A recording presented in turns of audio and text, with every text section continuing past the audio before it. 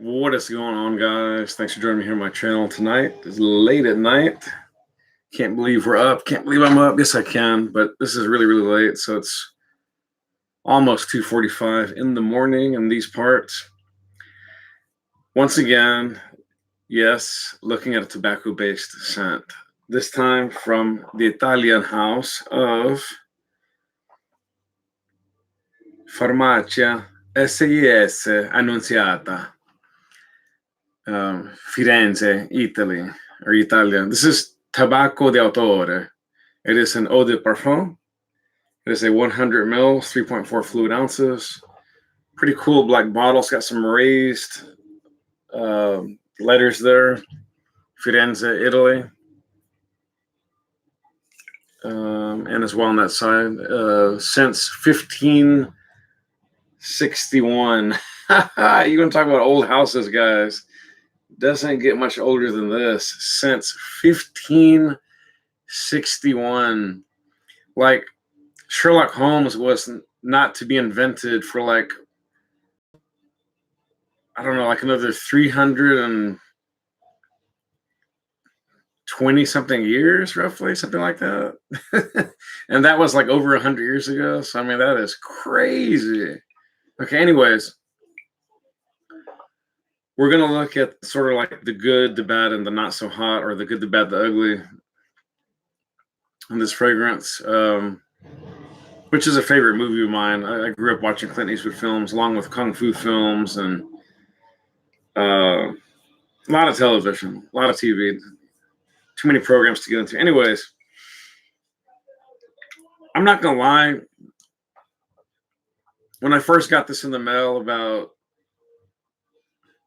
4 months ago, let's say 4 or 5 months ago, I was not blown away. I was like, in fact, I kind of freaked out. I sprayed it, and because it wasn't what I was into at the time, which it was during the late winter, I was into heavy, thick, balsamic-y, rich, heady tobaccos, powerhouse, just nuclear atomic strength tobacco-based scents. And this isn't anything but that. And so I kind of flipped out and freaked out, and I thought, I mean, to me, it almost had like a clean barbershop vibe. And I thought, what is this? Does this even have tobacco in it? I wore it like one time and didn't wear it again for a while. And thought, to heck with it. It's, you win some, you lose some, da da da. But as my friend, online friend and fellow knows and reviewer Mark out of Canada, Robzo8, has preached again and again and again. He's teaching me, he's teaching the masses, he's teaching other reviewers that sometimes you really need to give a fragrance more than one shot. Sometimes you need to give it weeks at a time, months at a time, in some cases even years at a time, which I know may sound very cerebral and artsy-fartsy or just plain ridiculous. Who am I to judge and tell you that you can't smell a fragrance one time and say, oh, I love it, oh, I don't like it, it's whatever, I'm neutral, it's average. But the bottom line is, from my own experience, I can tell you guys that sometimes you just don't fully have enough time to really get the fragrance. You need more time, you need more wearings, you need to really reflect over a period of time, ideally at least a few weeks, if not at least a few days minimum, to see if you missed something, to see if you maybe understand the fragrance better before we just pass judgment on these fragrances. So having said that, let's get into the notes, and then we'll talk a little bit more of my closing thoughts on this rather wonderful fragrance that I think is definitely worth checking out, and as is the house. I might add, they have a slew of incredible sounding offerings, but we'll get into that a little bit later towards the end of the review. So I got this one off eBay. You can buy it at Lucky Scent, maybe Amazon, I'm not sure.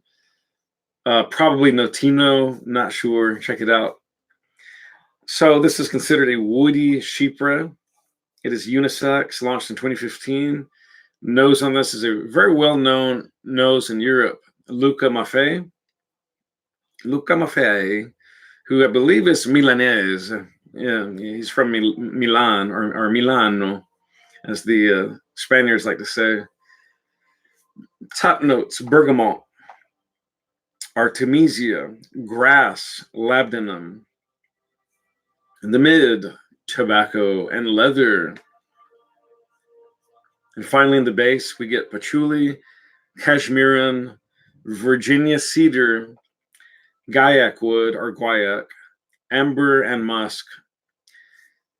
Now, I know that may all sound fairly standard fare for this genre of fragrance and traditional, even, but this has a very, very unique DNA scent to it. It's a little bit, just a little bit soapy and barbershoppy, but then at the same time, it's also aromatic, a little bit green, quite a bit fresh, and yet it does have those heavy, earthy notes of the tobacco, in particular, the leather, the honey-like accord of the amber, and then the Virginia cedar and the guaiac give it that nice, subtle woodiness with just a hint of kick, along with that leather, adding just a slight and subtle animalic that is, I will say, much more animalic on first application, and then that animalic quickly dies down on skin. I would say within the first 5 to 10 minutes, it's mostly gone. You do get that strange little herbal mix of the artemisia playing along with the grass and the labdanum, and then the freshness of the almost a neroli-like bergamot, and that cashmeran just giving that sort of velvet, creamy, almost sandalwood-like accord. Just very smooth. This was my scent of the day. I'm really starting to really kind of fall in love with this to a point.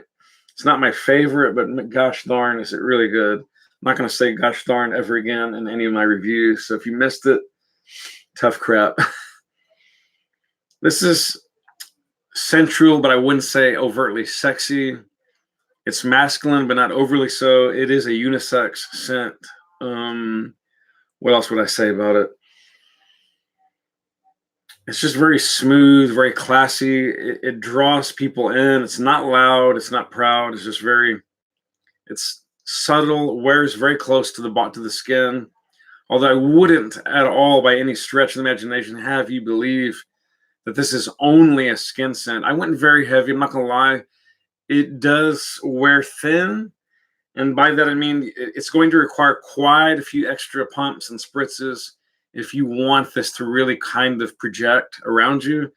You're going to need a lot more than 3 to 5 sprays. You're going to need more like 10 to 20. I'm just throwing that out there. I speak from experience. Now, if you like a really quiet, subtle, meek, very intimate, personal skin scent bubble, then by all means, try it with 3 to 5 spritzes. Be my guest. I think, again, this is more, even though it says eau de parfum, it's more of an eau de cologne strength, in my personal opinion. But, again, I had no longevity issues. Sillage was quietly decent. Projection was semi-okay for about the first couple hours, and then it died down to a skin scent bubble, or a scent bubble. Very modest, but it was there. Well, that's going to do it, guys. I've got to turn in. It's been a heck of a long night. I thought I'd be joined, but I'm sure it's too late. And after all, it was Saturday night. Spray often, spray well.